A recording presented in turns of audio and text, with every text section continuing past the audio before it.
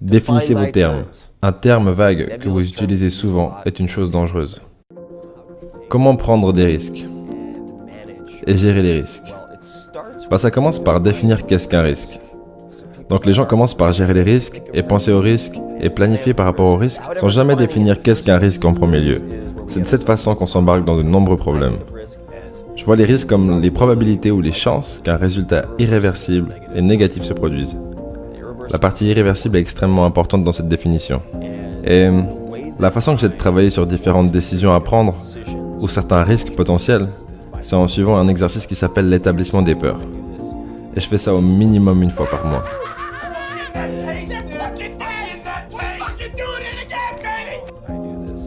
Je fais ça en tout cas plusieurs fois par trimestre. Et c'est similaire à l'établissement des objectifs. Beaucoup de gens se concentrent sur l'établissement de leurs objectifs, mais si vous roulez sans enlever le frein à main, ce qui fait référence dans notre cas aux petites et grandes peurs, et comme Tony Robbins, que j'ai d'ailleurs interviewé pour le livre Tools of Titans, dirait, stresser est le mot qui fait référence à la peur pour les personnes actives. Donc si vous vous sentez stressé, c'est la même chose. C'est la peur. Donc voilà comment travailler sur ça pour que vous soyez plus efficace et moins réactif, émotionnellement réactif, dans les décisions à prendre et également dans votre façon de réagir aux circonstances extérieures. L'établissement des peurs, à quoi est-ce que ça ressemble? C'est très simple. Écrivez. Ce que je fais, c'est que j'écris à la main. Donc j'utilise une feuille de papier. Je prends une feuille de papier, je la tourne à la verticale, donc ça fait 21,5 sur 28 cm. J'ajoute 2 lignes avec une distance équivalente, comme ça. Donc vous avez 3 colonnes. Maintenant, la décision que je suis en train de considérer, je la mets au sommet. Le risque. Et ensuite, dans la première colonne, j'écrirai toutes les pires choses qui pourraient arriver. Et l'élément clé ici, c'est d'être spécifique. Super spécifique. Donc, quelles sont les pires choses qui pourraient arriver si vous prenez cette décision? Et c'est vaste, mais ça peut être lancer un nouveau produit, faire travailler votre équipe sur un projet différent, virer la moitié de vos employés, peu importe ce que c'est. Ça pourrait être quitter votre job.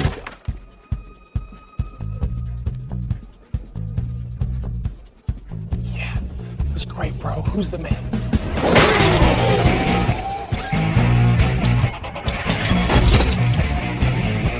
I'm the man.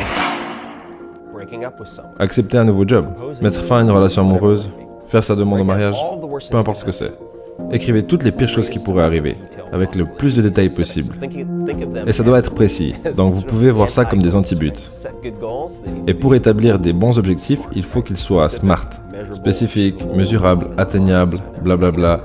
Je ne me souviens pas, je n'arrive jamais à me souvenir du R. Et T pour timing. Donc, raisonnable, je sais pas. Réaliste, disons réaliste. Mais peu importe. En gros, les critères que vous utilisez pour définir vos buts sont à utiliser pour définir vos peurs. Et ça doit être précis. Toutes les pires choses qui puissent arriver. Ok. Dans la deuxième colonne, c'est qu'est-ce que je peux faire pour minimiser les probabilités que chacune de ces choses arrive. Ok. Qu'est-ce que je peux faire pour minimiser les probabilités que chacune de ces choses arrive. La colonne suivante, c'est qu'est-ce que je peux faire pour revenir au niveau où je suis maintenant si ces choses arrivent. Encore une fois, point par point, vous descendez dans votre liste. Qu'est-ce que je pourrais faire pour revenir au stade où j'en suis aujourd'hui? Et si vous pensez par exemple quitter votre job et commencer votre propre société, vous pouvez certainement commencer par travailler au noir. Donc ça ferait déjà un élément dans la colonne. Peut-être que vous pouvez trouver un job de barman si tout tourne vraiment mal et que vous devez vous refaire.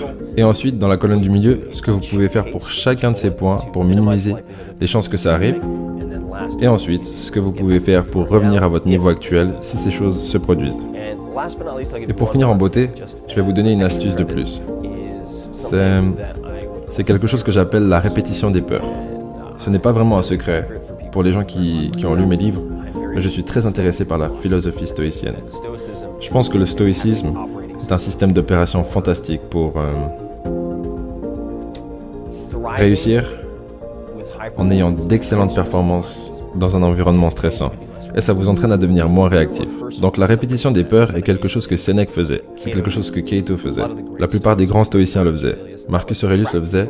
Et ça consistait à s'exercer mentalement au pire. Donc s'il y a un aspect financier impliqué dans votre choix, ce qui est souvent le cas, vous pouvez faire par exemple ce que Kevin Kelly fait, l'éditeur fondateur de Wired Magazine. Vous pourriez dormir sur le sol avec un sac de couchage pendant quelques jours et manger uniquement de la farine d'avoine ou quelque chose comme ça. Et réaliser que dans le fond, c'est pas si horrible que ça. Je pourrais totalement survivre en faisant ça. en mangeant du riz et des haricots, ou peu importe quoi. Vous pouvez aussi faire ce que je fais, ce qui est plus ou moins similaire, c'est de manger la plus petite affaire, comme dirait Sénèque. Gardez quelques jours par mois durant lesquels vous mangez du riz et des haricots. Ou vous pouvez manger seulement un repas par jour, et jeûner.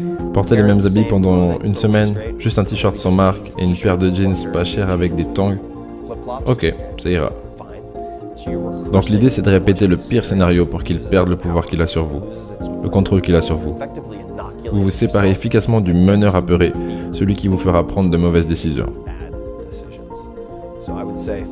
Donc je dirais que l'établissement des peurs et la répétition des peurs sont les deux éléments que j'utiliserai pour calculer les risques, ce qui commence toujours par les définir. Ces probabilités qu'un résultat négatif et irréversible se produise. Définissez vos termes. Un terme vague que vous utilisez souvent est une chose dangereuse.